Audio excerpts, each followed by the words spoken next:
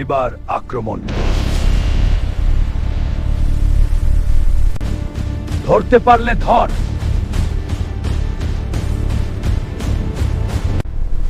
এই আঘাত থামবে না, এই আঘাত থামবে না। যুদ্ধ এখন শুরু। শেষ আঘাত।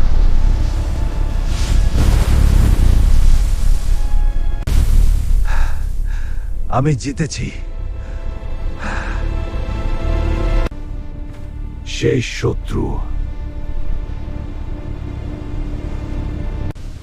আগুনই আমার জন্ম।